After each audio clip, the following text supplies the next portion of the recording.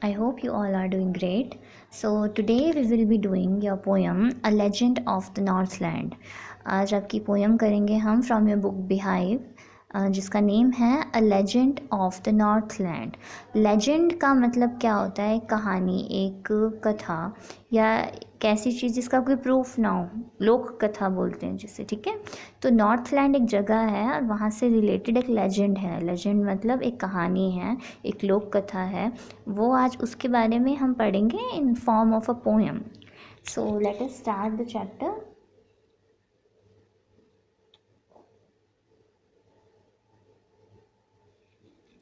This poem narrates the legend of an old lady who angered Saint Peter because of her greed.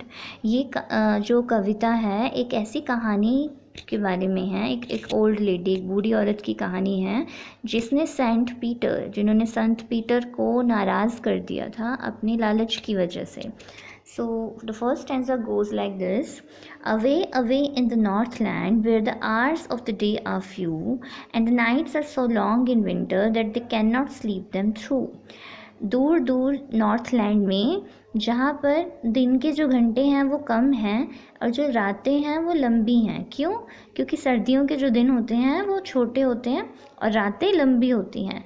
That they can not sleep them through, रातें इतनी लंबी हैं वहाँ सर्दियों में कि लोग सो भी नहीं पाते उसमें।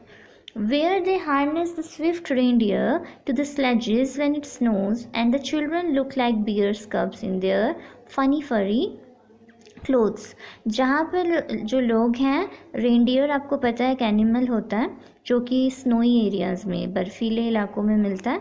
तो वहाँ पर वो अपने रेंडियर्स जो हैं उनको बांधते हैं किससे? स्लेजेस से। स्लेजेस होता है जो एक एक तरह का एक व्हीकल है जो स्नो के ऊपर खींचा जाता है रेंडियर्स के द्वारा। तो लोग वहाँ पर अपने रेंडियर्स को स्लेजेस से बांधते हैं। हार्नेस मतलब बांधना, जब स्नो गिरती है। एंड जो बच्चे हैं वो ऐसे लगते हैं जैसे भालू के बच्चे हों, क्योंकि उन्होंने इतने फ़र वाले कपड़े डाले होते हैं कि वो ऐसे लगते हैं कि वो ह्यूमंस के चिल्ड्रन नहीं हैं, बल्कि किसके हैं बच्चे हैं? भालू के बच्चे हैं। They tell them a curious story, I don't believe it's true, and yet you may learn a lesson if I tell the tale to you. वो एक अजीब सी कहानी सुनाते हैं वहाँ के लोग, मुझे नहीं लगता वो सच है, बट अगर आप इसे सुने तो शायद ये कहानी आपको एक लेसन सिखा दे।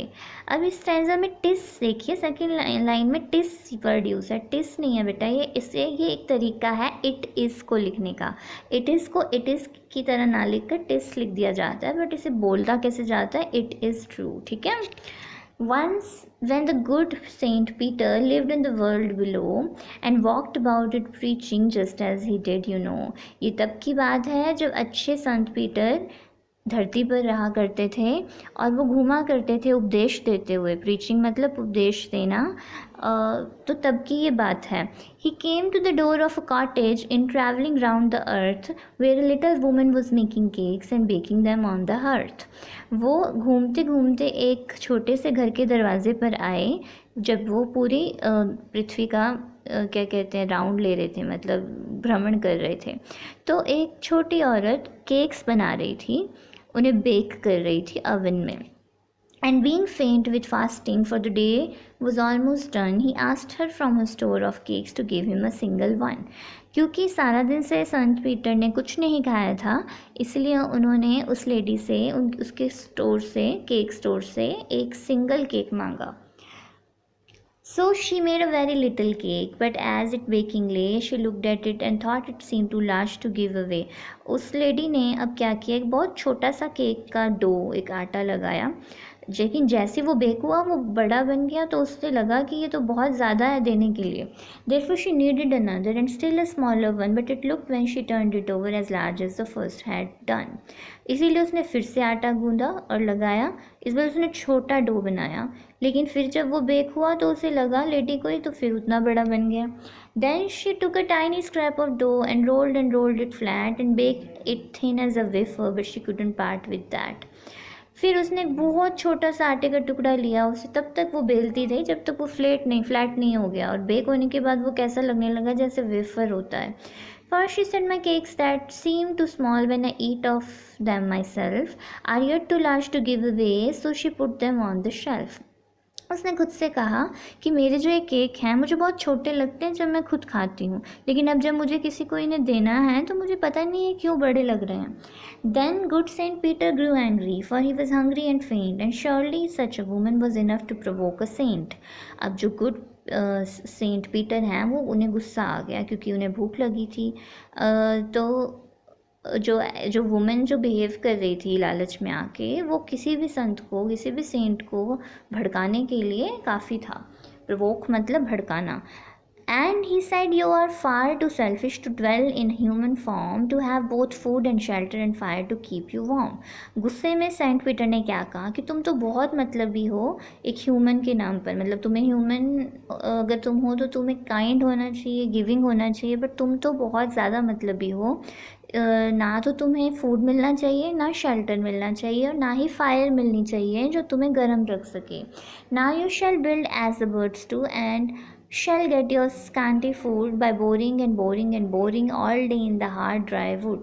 इसीलिए उन्होंने कहा आज से तुम्हें अपना घर वैसे बनाना होगा जैसे पक्षी बनाते हैं, और अपना फूड है वो कैसे निकालना होगा, एक लकड़ी में अपनी चोंच को बार बार हिट कर कर उसमें से उसे खोद कर निकालना होगा. कौन सा पक्षी होता है ऐसा? कठफोड़वा बोलते हैं जिसे, वुड पैकर, जो लकड़ी को पैक करता है, उसमें अपनी चोंच मारकर अपना खाना ढूंढता है. Then up she went through the chimney, never speaking a word, and out of the top flew a woodpecker, for she was changed to a bird. अब ये जो सेंट पीटर ने कहा कि उसे एक ह्यूमन नहीं होना चाहिए बट एक ऐसा पक्षी होना चाहिए जो अपना खाना वुड से लेता हो, तो ये उन्होंने उसे श्राप दिया, एक कर्स दिया. तो उसके बाद क्या हुआ कि वो चिमनी जो थी उसमें से ऊपर गई, एक शब्द भी नहीं बोल पाई, और जब निकली चिमनी से बाहर ऊपर से तो वो किस में बदल चुकी थी? वुड पैकर कठफोड़वा. ठीक है. अब वो किस में बदल गई थी? पक्षी में बदल गई थी. क्या ऐसा क्यों हुआ? क्योंकि सेंट पीटर ने उसे कर्स किया था, श्राप दिया था. She had a scarlet cap on her head and that was left the same, but all the rest of her clothes were burned black as coal in the flame. उसके सिर पर एक स्कारलेट कलर की cap थी, सिर्फ वही बची, बाकी सारे कपड़े उसके काले हो गए जलने की वजह से. And every country school boy has seen her in the wood where she lives in the tree till this very day, boring and boring for food. अब गांव के हर लड़के ने उसको देखा है. वो कहाँ रहती है?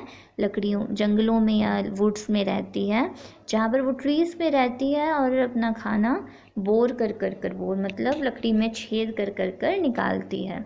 तो ये एक लोक कथा है कहाँ की?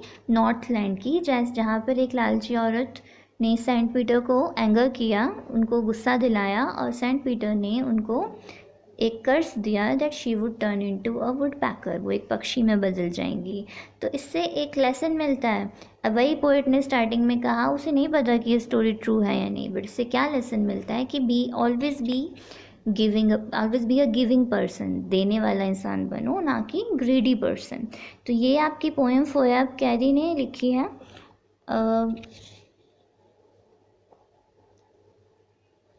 और इस पोएम का जो टाइप है देखिए क्या है.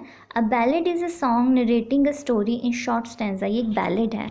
आपकी पोइट्री बहुत टाइप की होती है, कविताएं बहुत तरह टाइप्स की होती हैं, बैलेड उसमें से एक है.